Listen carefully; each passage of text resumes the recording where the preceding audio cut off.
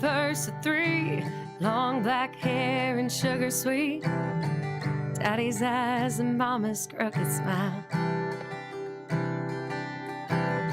She was barely 17, she got a job keeping dishes clean, planned to stay in the city for a while, for a while.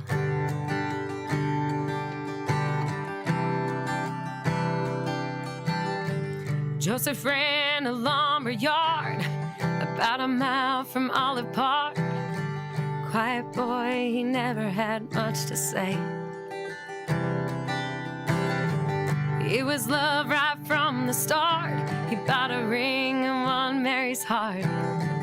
Had hopes for a home and kids someday. Kids someday. Yeah.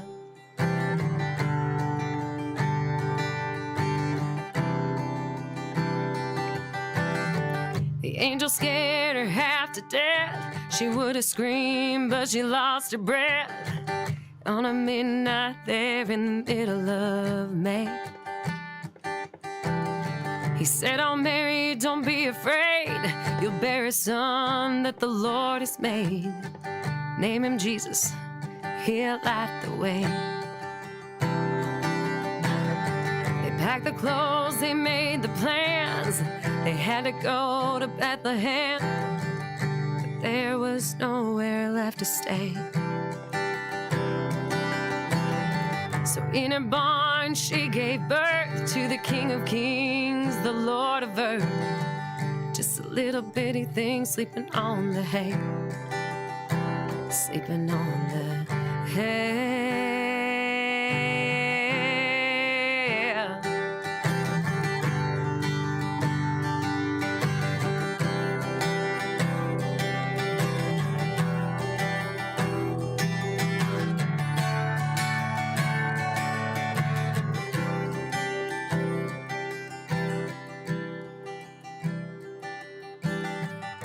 Story's too long to tell, but he walked on water and lived through hell, killed on a cross and rose from the grave.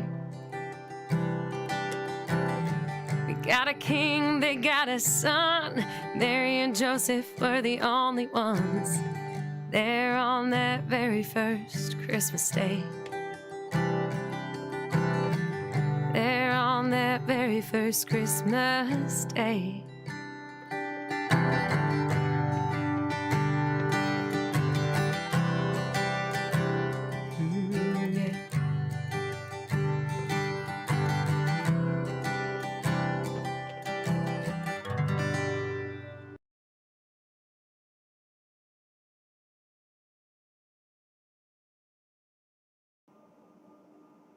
Hey everybody!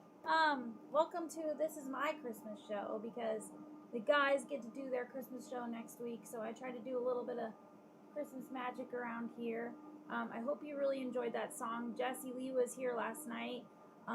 It was awesome. She's amazing. If you've never met her, she is the most incredible, down-to-earth, amazing inside and out woman that I've met in a long time. She's got a heart for God, and she's got a heart for this community, and we're really proud of her. It was really cool to get to know her. I actually got to sit over there and watch her record those songs, and it was really cool to see her passion come through, so that was really fun for me. Tonight we're talking about Christmas, and we're talking about what it's like to have chronic illness through the holidays. I have a lot of friends that have either lupus or different chronic illnesses, and the holidays can be really hard. And also kind of my experience with the holidays now versus how they were before. I don't do like the guys do. I don't prepare a lot. I just kind of talk at you because I'm better at that. I don't do good with prepared speeches or preparing specific stories or what facts. I'm not good with facts. I'm better at just interacting and talking about what I care about. And I wanted to start tonight off by introducing you to my daughter, because she really, really, really wanted to be a part of the show, but she hasn't come down yet. So sometime throughout the show, she might do so. She might kind of sneak into the studio, and if that happens, I might bring her up here with me so you can see her. She is the most wonderful kid ever, and I might be a little biased, a lot biased, but she really is. She just turned 9.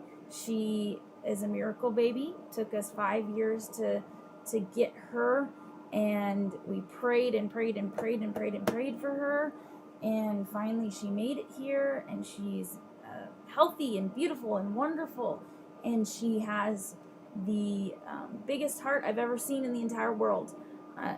She literally, she had a little girl that was ripped up an invitation right in front of her when she invited her to her birthday. And our daughter, instead of crying or getting upset or being mean back, she literally said, would you like another invitation? And that is our kid.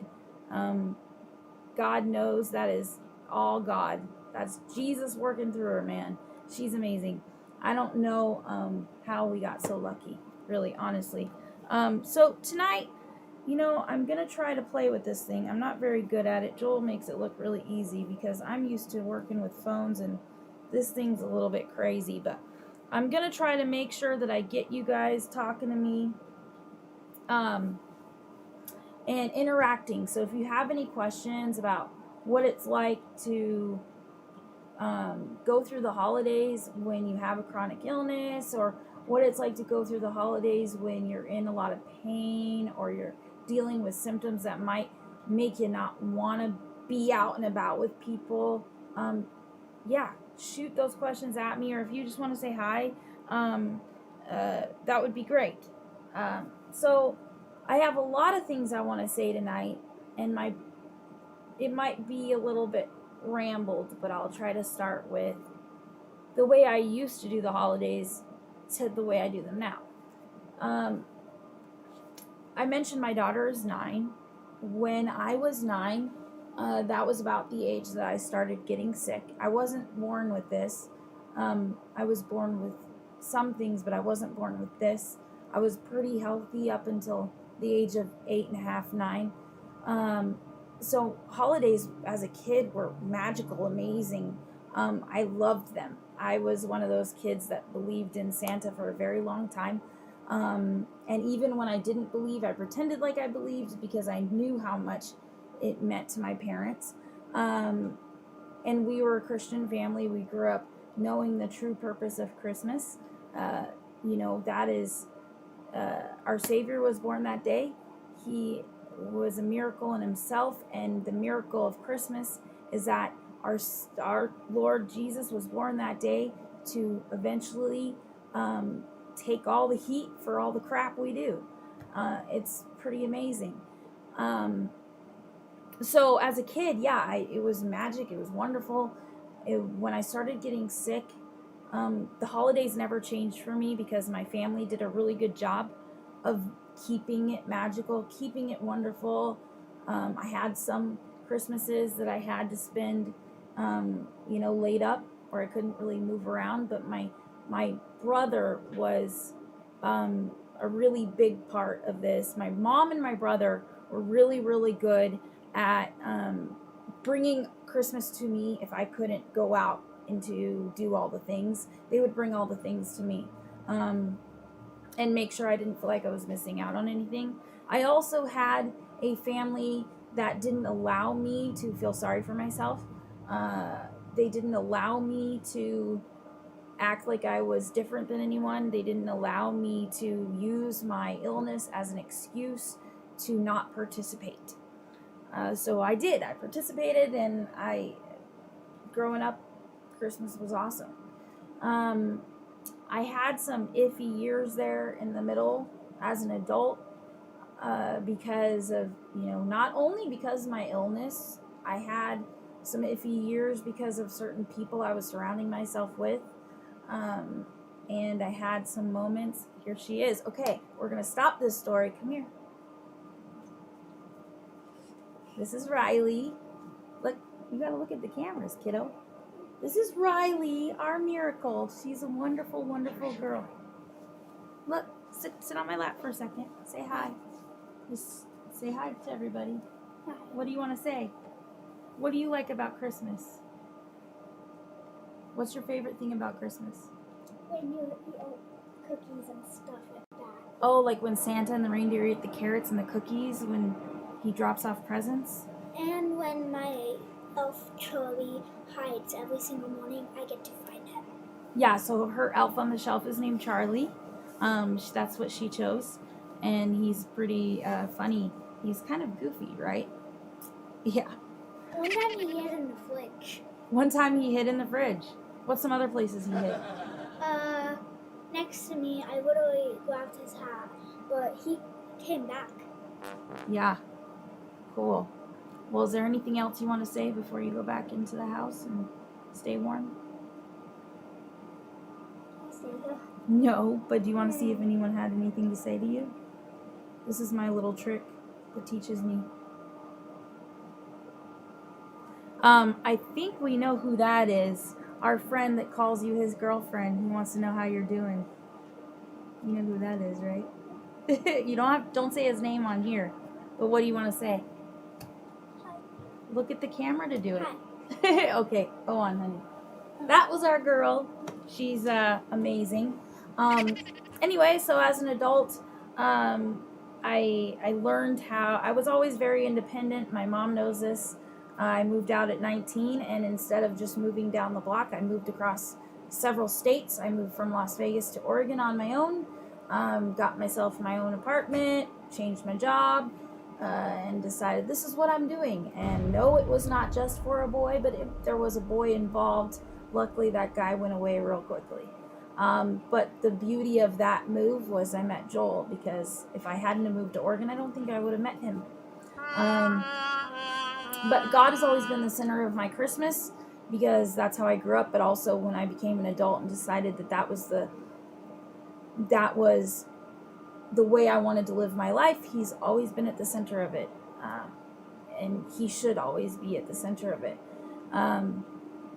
Anyway, so as an adult, there were some years where I did kind of start feeling sorry for myself and didn't do much for Christmas. I had a hard time. I had some hard years where I kind of blamed God a couple years for what I was going through. Some of you may understand this, some of you may not. It depends on where you're at in your life. But I have not known a day without some kind of physical, not mental or emotional, but physical pain since I was her age, 9 years old. Now some days are way better than others, but there were a couple years there where I was feeling pretty sorry for myself, and that did me no good. There were some years where we did a lot with our church, and that was really great for a while. And if you know our story, there was that moment where we were serving in our church, and that's wonderful and beautiful. But God called us to do more, and that's why we're doing what we're doing now. Now, my Christmases are very, very busy. I spend a lot of time serving others. I make jokes that my family's Christmas doesn't start until about a couple days before Christmas, because we do a lot. We have this year we've adopted 20 families. Last year we adopted 27 with our organization, not just us, because that would be crazy. Our organization has adopted 20 families this year, and so my days are filled with a lot of things to do, but they're really great things to do.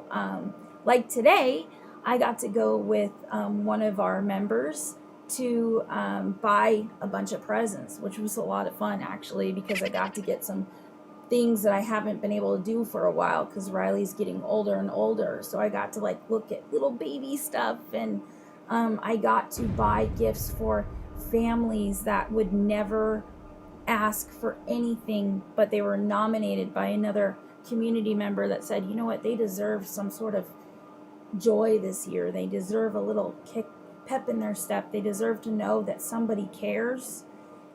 And that is part of what we do. So yes, I'm busy and I'm tired and my illness does not help. But even though my illness makes things harder, I'm more fulfilled in the last couple of years when it comes to the holidays than I've ever been. Because they used to be just about my family and my people that I know. And now they're about what I think the true spirit of Christmas is, and that is giving love to others, showing God's love to others, and making somebody's holiday more magical. And I say that a lot. Somebody asked me if I have thought about getting a neurostimulator, and I'm assuming, Kurt, you're letting me say your name because your name is in here, and I know that you guys are cool with that. I have thought about a neurostimulator. The thing with those is it's kind of like a TENS unit from what I understand, except it's inside, and TENS units do no good for me. They do help with some stuff, but not with the major stuff. I really, really, really hope that it does a lot of good for you, because I've heard that it can do really good for a lot of people. And I know, buddy, that you know what I'm going through, because you're one of those people that are in my family of chronic illness and chronic pain friends, and I know you know exactly what I'm going through. Thank you for that. Like I said, I really believe Christmas should be less about stuff, which obviously, even though we're buying things for these families, the reason we adopt these families is because we don't want anyone to feel like Christmas isn't meant for them, if you know what I mean. Like they're not special enough to experience the magic of Christmas. And so by doing this, by adopting these families, and a lot of places only do take care of and get presents for the kids, but our group, it really means to us, it's really important to make sure that those parents and those grandparents that are part of that family are also treated to something. You know, it brings them joy. I mean, to see the joy on people's faces when our Santa and myself deliver those gifts, and the adults that didn't think that they were getting anything actually get something that just makes them smile. That right there is my Christmas present. That day is like Disneyland for me. And to be able to spend every day loving people is the best thing I ever chose to do. That's for sure. Sorry, I'm a little bit tearing up, so give me a second. I'm going to take a sip of my drink.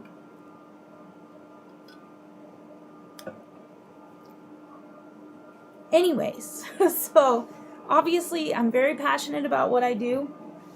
I think it's very important that we focus on positivity and love and joy instead of the negative. And yeah, I'm not superhuman. I do see the bad things happening in our world. I do see the negativity.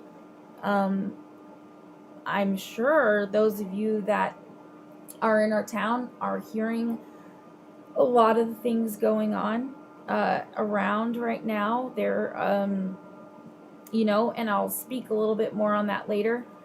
Yes, it affects me. It does. It affects me in ways that can really harm my health. With lupus, stress, and negativity, and all those things can actually cause you physical symptoms. Like, it's an autoimmune disease, so instead of doing Your immune system is meant to attack bad things, and my immune system gets mixed up. So sometimes it'll attack bad things, but a lot of times it attacks good things. One of the things in my body that my lupus has decided to attack are my joints.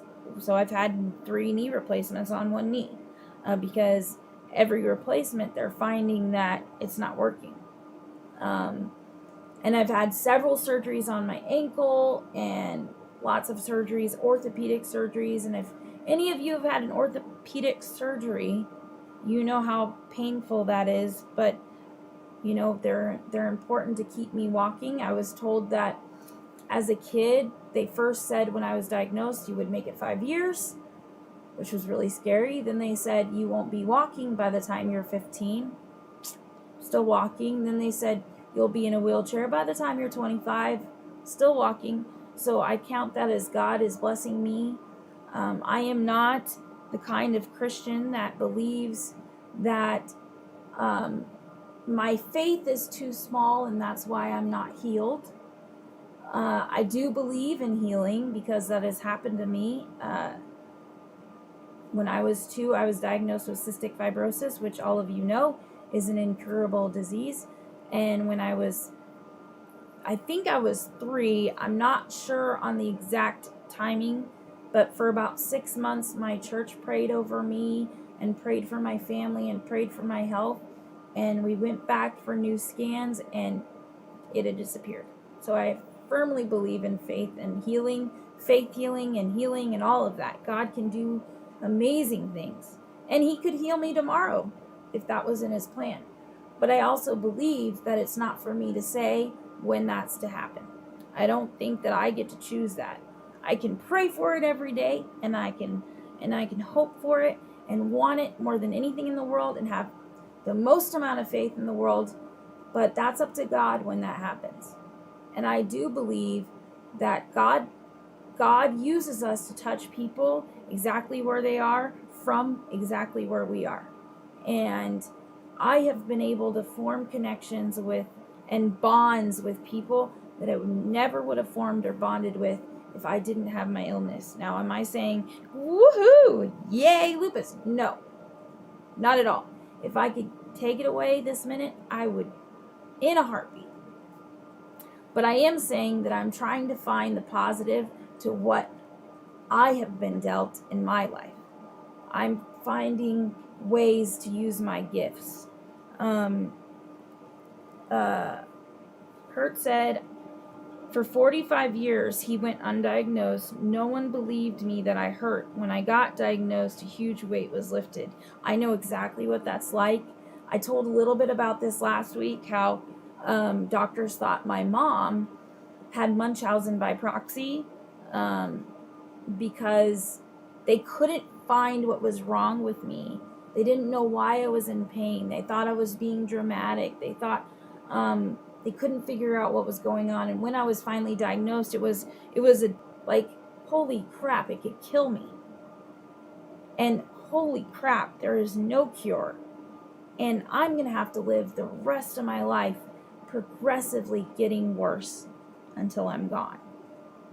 But I can choose to live my life with that attitude, or I can choose to live my life as if every day is not guaranteed, and every day I want to make at least one new person feel love and feel joy. And today is a really good example. Yes, we were Christmas shopping and we got all kinds of stuff for 20 families. It was amazing. It was exhausting and I hurt really bad from doing it, but it was worth it. But also, there's another thing that happened today that it's the exact reason that I personally do what I do, and it's the exact reason I think a lot of our volunteers work with our organization. There's always there's always a battle people are fighting, and sometimes you have no clue how much of a struggle someone's going through. What I loved about today was I got a phone call. I'm not going to say who it was. And after this story, we'll take a break, but I want to tell this story first.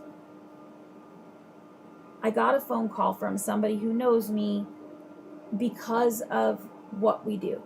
They have my personal number because I gave it to them. They could have called anyone, but they called. The family has a pellet stove. And so I went and got pellets, and I was able to bring it to them. To me, it was no big deal. It was just, a few bucks of pellets. But this family is amazing, by the way. They donate to us. They have helped me in times of need. They have always been there. They send me encouraging notes all the time. They're constantly telling me and pushing me. They're one of those families out there that is so grateful. It's beyond amazing. And just the look on their face when I brought these 5 bags of pellets to them was everything. It was exactly why we do what we do. Not because I need props. No, it's what our organization does. Not because of those big events we do or the huge relief center, which was amazing as well. It's not any of that stuff. At the end of the day, it's those little moments when something that is so small to most of us, but it's huge and means everything to that person. To be able to just have the opportunity to provide that was it was the most, for some reason today, that made my whole Christmas. Just to be able to be the person that somebody knows they can count on, be the organization somebody knows if they call, we're going to come. And that is why I'm willing to put myself through a little bit of extra pain, a little bit of extra fatigue to do what we do. And so we're going to take a little break. I'm going to get myself emotionally fixed, and then we'll come back and talk some more. I hope you guys send in some questions and comments, like and share and subscribe and do all that fun stuff. And we'll see you soon.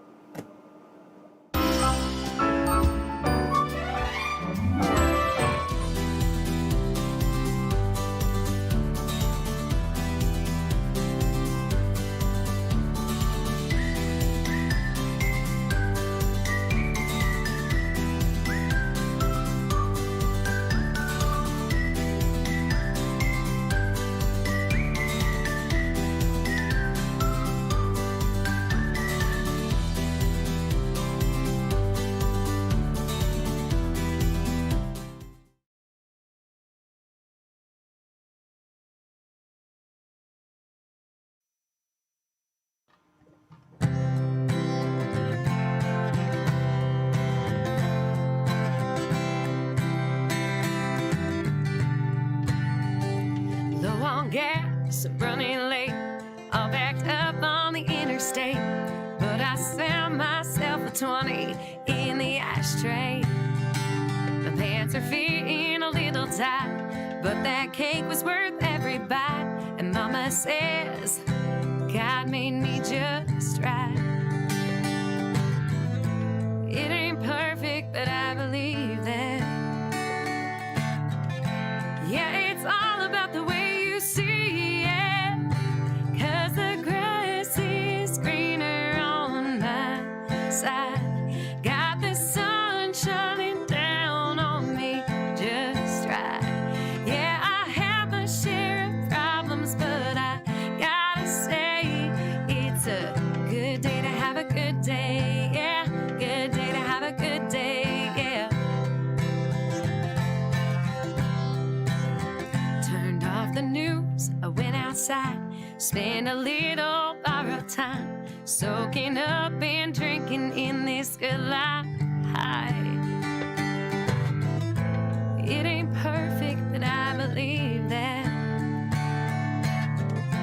Yeah, it's all about the way you see it, 'cause the grass is greener on my side. Got the sun shining down on me just right. Yeah, I have my share of problems, but I gotta say it's a good day to have a good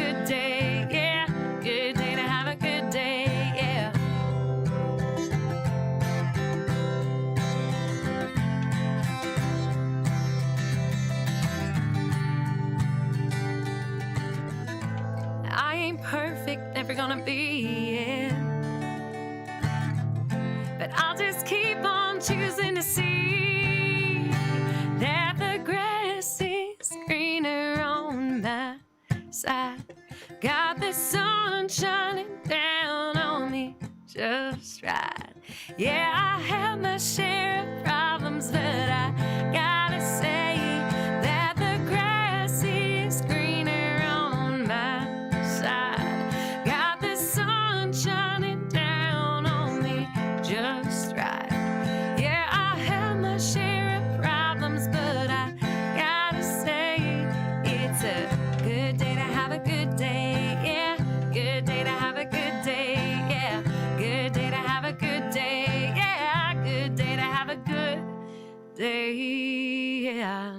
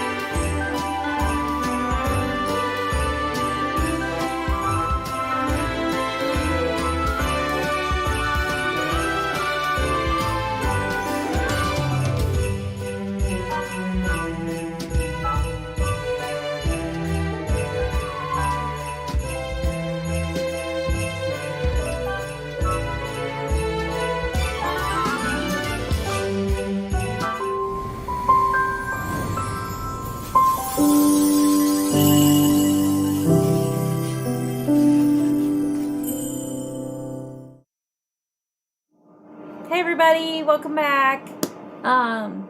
So yeah, I thought I would maybe talk about the first time I knew that my heart was in outreach into the community, like what I went through to get to that point. I was a really shy kid. If you know me now, you probably don't believe that, but I really was a very shy kid, almost painfully shy. And I think that had to be because of my illness. I was really afraid of people judging me for that. I was afraid of making a mistake. I got made fun of for walking funny, and I got made fun of for the different braces I had to wear on my legs, and missing so much school, and people hated me because I could pass every class without being there. They thought it wasn't fair that I missed school so much. I got involved in my youth group because of my brother. He was kind of like the person I had to live in his shadow, and that really sucked. I don't know if he realizes that. Because everybody was like, I wasn't Brandy, I was John Lee's sister. And it was like that until I moved to Oregon and kind of ventured off on my own. And I kind of settled into that.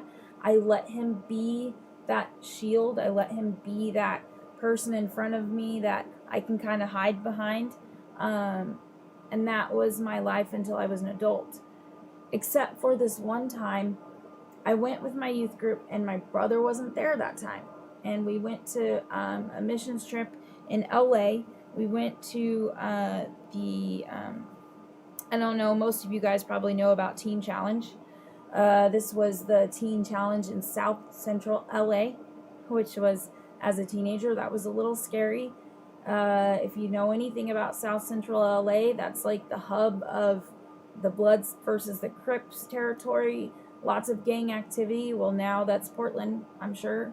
There was lots of gang activity. It was very dangerous. Of course, we were safe in what we were doing, but there were opportunities to be unsafe. I had an amazing youth pastor who he told me, your meekness is a gift, and it won't be that way always. Like, he could see in me that I wasn't going to be that shy person very long.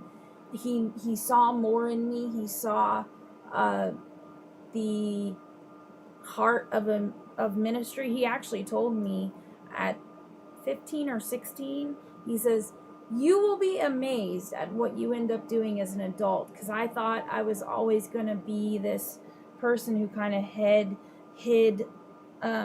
in the shadows. And he told me, I see you one day as an adult ministering to the masses, and that is basically what I do every day. But the moment that changed for me, where I went from this shy little mouse to this, I don't give a crap what you say, I'm going to say what I feel and what I believe, was when we were in South Central LA. We were at the Teen Challenge. We were doing, the normal outreach stuff that you do with a youth group. We were feeding people and talking to people, and it was kind of like a training type of mission where our pastor would be like, okay, you got to do these verses, like Romans 9:10 and Romans 10:9 and Romans 10:8 through 9, all these things that you're supposed to be saying, because that's what they teach you. If you have that basic knowledge of that, you have that Bible verse to build from. But I was always different. I always thought, nobody wants to hear me preach to them unless they know me. They're not going to want to hear that. Like, hey, by the way, did you know this Bible verse is really good? Well, who the hell are you, man? Like, what are you saying? I always had that ambition to build a relationship first and then build from there. And that's just how I've always been. So we were at this playground, and it literally, in South Central LA, this playground literally said on it, this is safe haven. This is a safe ground. This is neutral space. Because this church was like right in the middle of, there was Bloods territory here, Crip territory here, and this playground was a neutral zone. You were not allowed to come in there and sport your colors or act tough or do anything. It was about the children, and that's it. No matter what, in that park, we're all the same. And there was a big sign about it.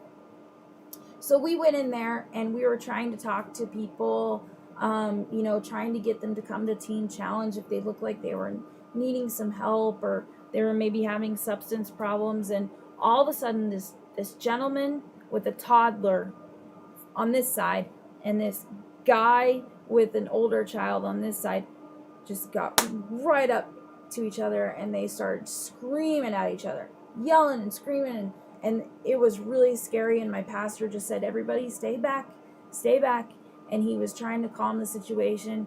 And I walked up there and I said, did you guys not read the sign? And I'm this 15-year-old girl with a limp, okay? I was tiny at that time. I mean, I was never like rail thin, but I was a little girl, okay? I've always had a baby face. I was a girl. And I'm like, did you not read the freaking sign? Like, what are you doing? You're not allowed to do that here.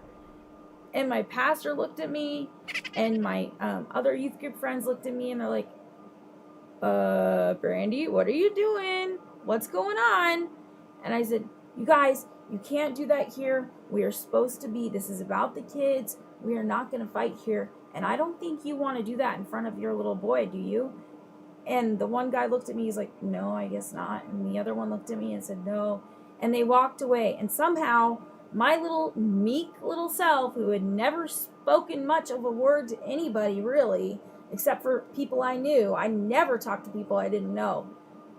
All of a sudden, the real Brandy came out.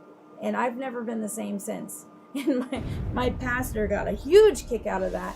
And you know what? I think one of the reasons I was able to do that is because my brother wasn't there. My shield wasn't there. And that is one of the things that changed me for life. It set me on a different path. I could have gone down the path of wallowing in my pain and misery and my illness and thinking about that every second of the day. Instead, I realized what I was put here for, and that was to love people and to build relationships with people and to reach them where they are. Not where I want them to be, not throw Bible verses at them, which I do talk about the Bible and God with them. But how do you do that if you don't have a relationship first, right? And that's where I learned that.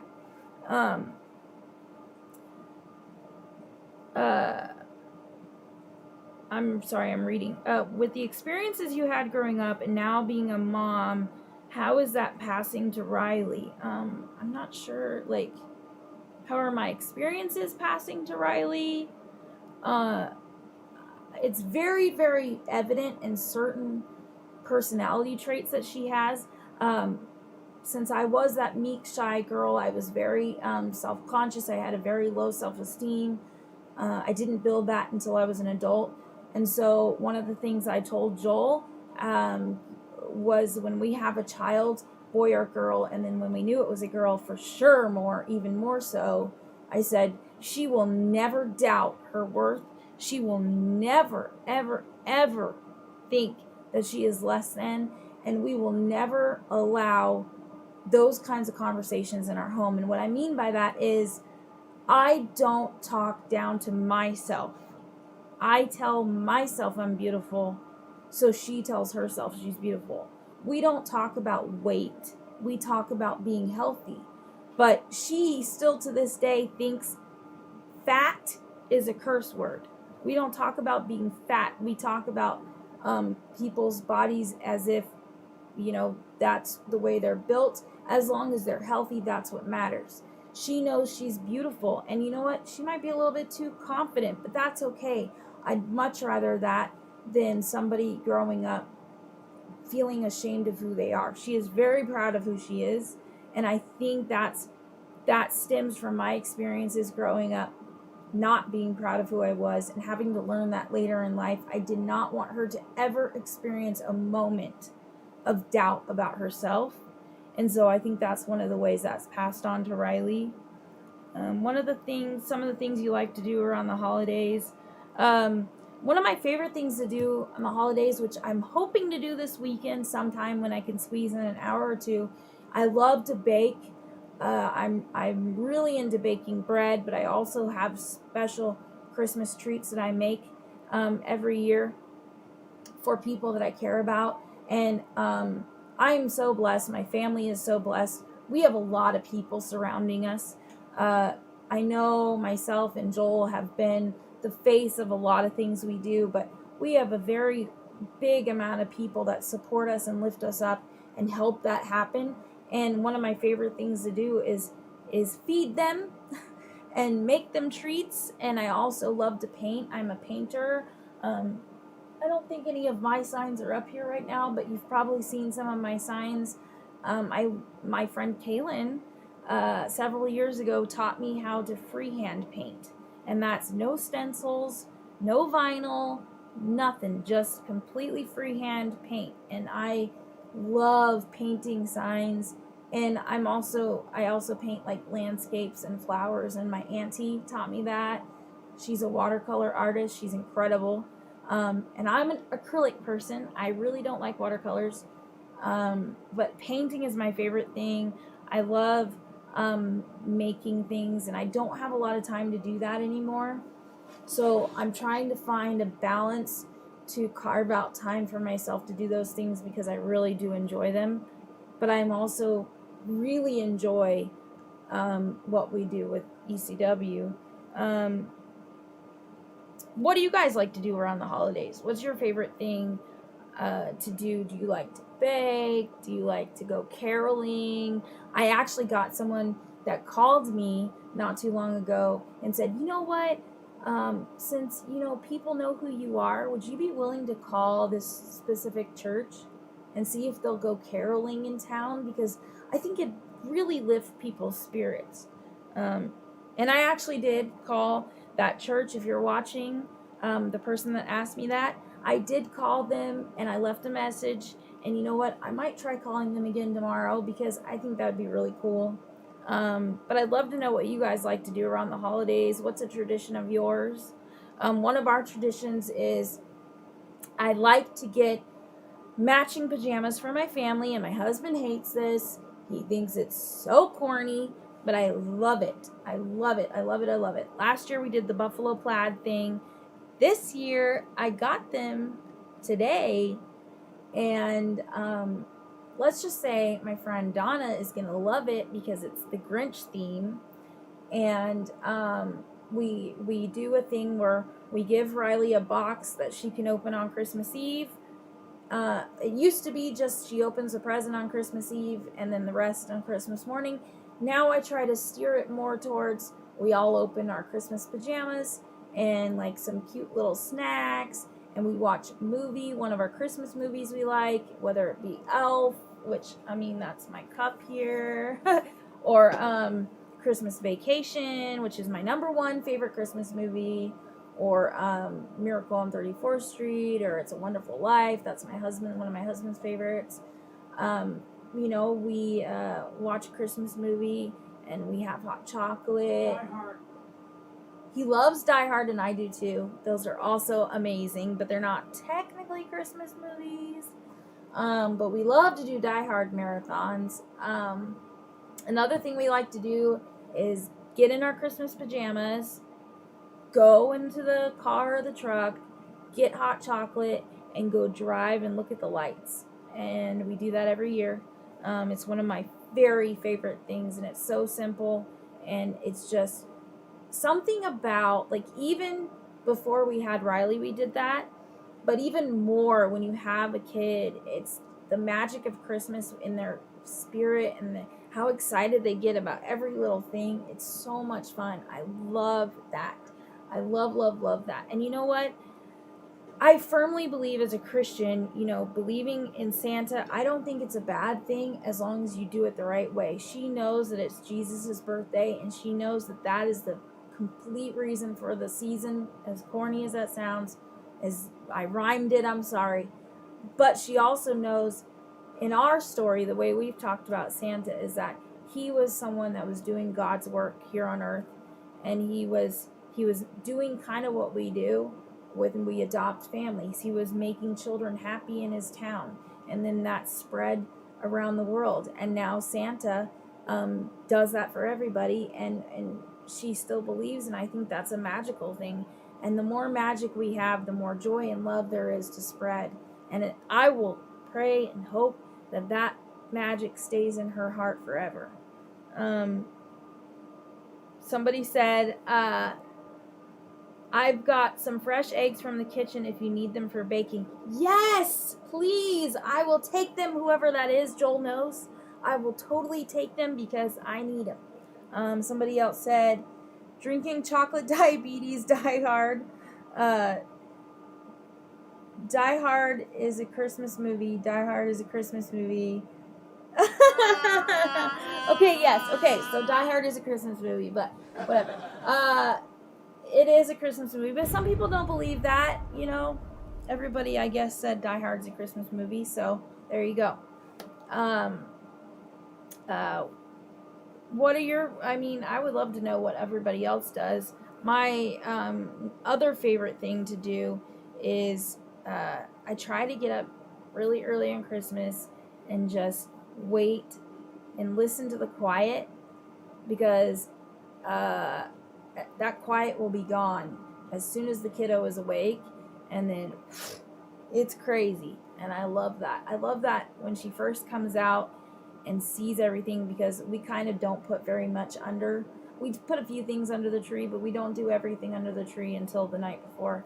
And it's a really cool feeling to see that boom, amazing face that she makes every year. It's always one of my favorite faces in the world. My favorite thing in the world is to see her smile.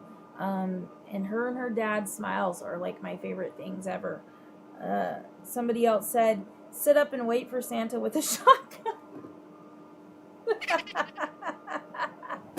Whoever said we need to get together and bake, yes, please. I have a really big kitchen, and I have an open door policy in my house. Joel and I have always been that way. We invite people in on Thanksgiving if they need a place to eat. Our friends know that if they need a place to be, whether it be they're bored or they want to say hi or they need a safe place from something bad happening or a spot to be to get away from the negative energy, our home is a place where you can come and you know that there is love there. We are full of God's love in that house, and we will welcome you with open arms. You are never turned away unless we're not there. And if we're not there, we're not actually turning you away. We just aren't there. So you are welcome anytime to come and say, hey, let's bake. And if I'm free, I'm ready. Let's do it. I love that. Christmas Boyardee. Okay. I hate ravioli and Chef Boyardee and all that stuff. I hate that stuff. So sorry, that's not my thing. But I know my husband loves it. But yeah, my biggest thing. Yeah. Okay, that was from Joel. My favorite things are the stories that we have from. I'd love to hear some of your stories of Christmas. One of my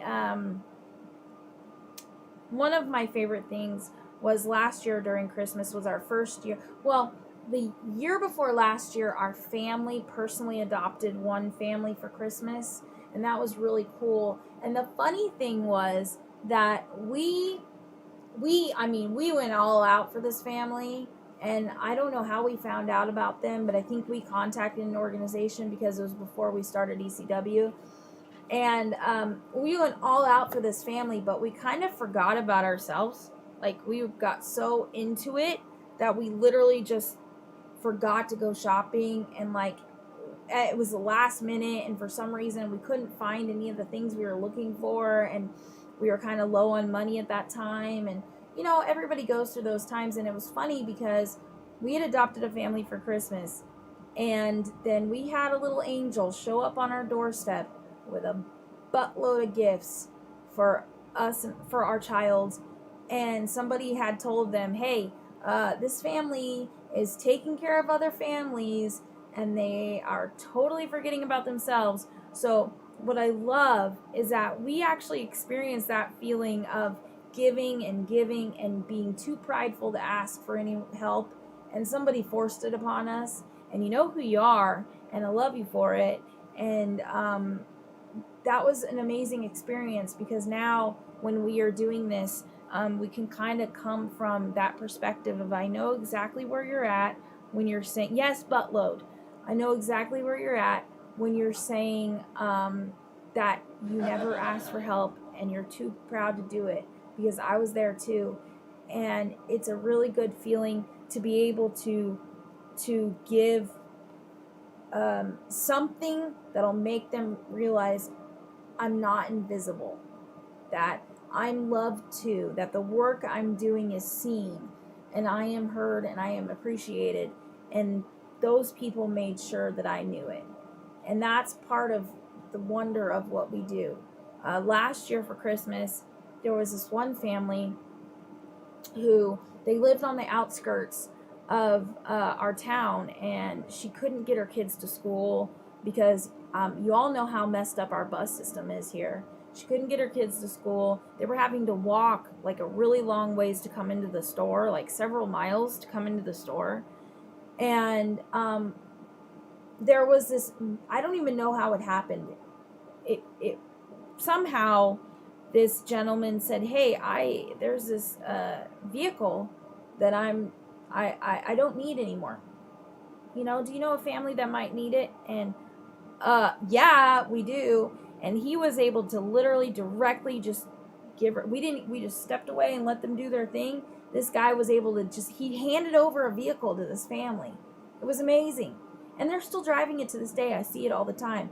And it's really cool, those kinds of things where you see the community just totally loving each other. We didn't have anything to do with it. The only thing we had to do was connect the two. And that was really cool. That was one of my favorite things that happened last year at Christmas. Another thing was this huge family of the kids were, some of them had certain special needs, some of them had medical needs, some of them had other things, and we were able to bring them, Santa delivered them all this stuff, and to see their faces light up and to run and hug Santa and then hug me and just the joy on their face to see like we're not forgotten. And I think that's the main thing for me, is that everybody deserves to be seen. Everybody deserves to feel that love. And that's my mission in this world, in my life, is to show that. And I know I'm supposed to be done soon, but I wanted to make a point tonight. There's a lot of crap going on right now in our town. And I'm going to make this quick. I'm sorry if we go over a couple minutes, but I need to make this very clear. Personally, I do not bow down to bullies, and I will not back down when somebody is bullying me or my friends businesses, and you know who you are, and I'm watching it happen in our town, and it's ticking me off. And what I want to say about that is you're not going to stop us. You're not going to stop me. And you're not going to stop the good people in our town and in this world that are loving each other and are lifting each other up no matter what you do. You can say whatever you want about myself, my family, our organization. But I'll tell you right now, when God is leading the charge, when God is putting your footsteps in front of you and He is showing you where to go, I can't go wrong. And our organization is pure love. We have the most amazing people a part of our board. We have people that serve in many aspects of the community on that board. We have community members that nobody knows is a part of our organization that just volunteer at drop of a hat. And these people love with everything in them. They will give the shirt off their back. They will take their coat off so that you don't have to walk in a mud puddle. They're those kinds of people. So when I hear shit being talked about my family, which is my organization, our organization of people, when I hear that, it pisses me off. And I'll tell you this, I'm not backing down, and I will not stop doing what I do. And I know my volunteers will not back down, and they will not stop loving people. And you know what? If I hear of another person doing what I heard happened yesterday and scaring a community member because they might support our organization, I will find a way to make that stop. And we will do it the right way. But that is the fact that that's happening in our town because you might have a personal problem with somebody. You need to find a way to take the personal away and look at the fact that you're attacking an organization that feeds people, that clothes people, that loves people, and makes those moments happen. And at the end of the day, the more you attack, the worse you make yourself look. And I want you all to focus on the goodness of life and the goodness of the season and rest easy, because I'll tell you what, when you're loving people and you're spreading joy, the rest of it just falls right off your shoulders. And that's the truth. So I hope that all of you have a really, really, really amazing Christmas. And I hope that you spend it with the people you love, and you don't let anything bad come into your head or your space, and you just have the best Christmas ever. And God bless, and we'll see you after the Christmas. After Christmas. Thanks, guys.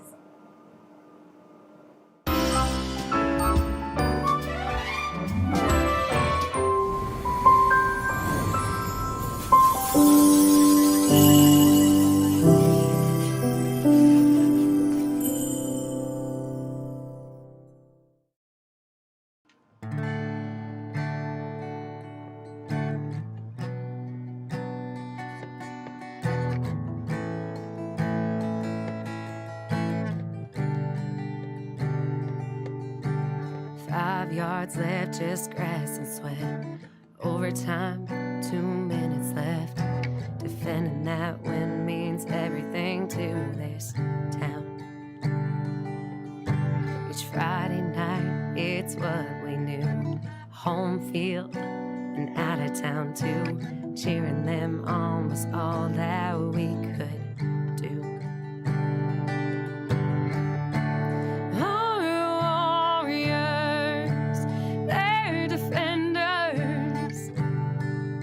Afraid to hold the line. So when we need to come together, they always choose what's right, 'cause that's a small town fight.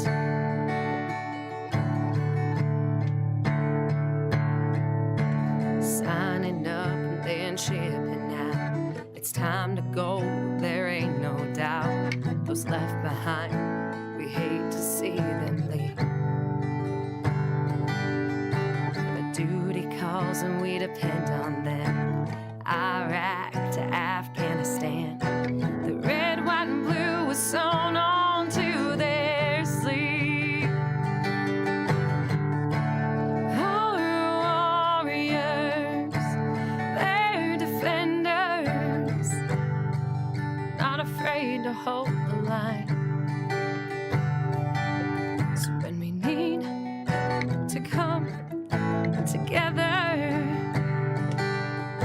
they always choose what's right, 'cause that's a small town fight. Home or away, there will always be a fight. We'll battle this together and we'll be alright.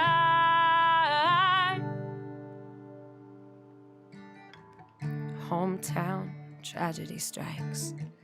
Fire burns through the night. They say it's a lost cause, better pull back the crew. But our town stayed and they fought through, 'cause leaving that line isn't what we do. We held this ground and saved our little town. Hey, yeah. Our warriors, they're defenders, not afraid to hold the line. So when we need to come together, they always choose what's right. We always choose what's right, 'cause that's a small town fight. That's a small town fight.